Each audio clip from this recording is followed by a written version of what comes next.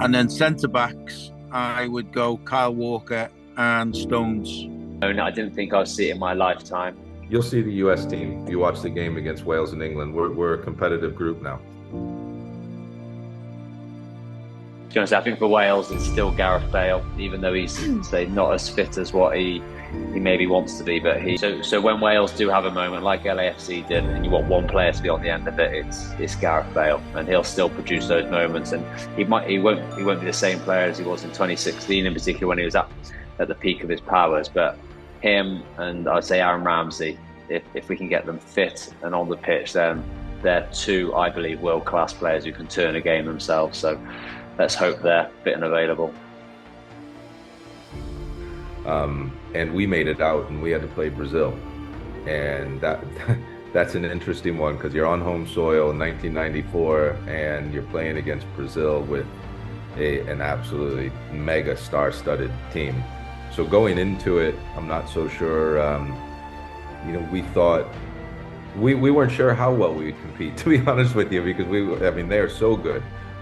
They had Leonardo was sent off just before halftime. And I remember it was a terrible injury. I fractured Tab Ramos' skull in the incident. Yes. But Bora Miljutinovic, our head coach, he came in at halftime, and it was 0-0. We were surprised we got to 0-0 at halftime. But we're up. We have a man advantage, and the first thing he says to us, he goes, "All right, 0-0. We're at home. We're playing against Brazil. We're a man up. Now all things are just about level."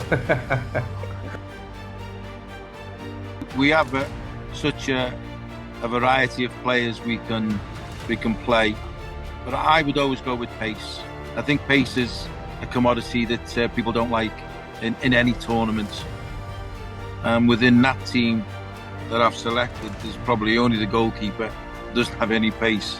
The rest of them are fly machines, and I think that's what causes problems to any opposition.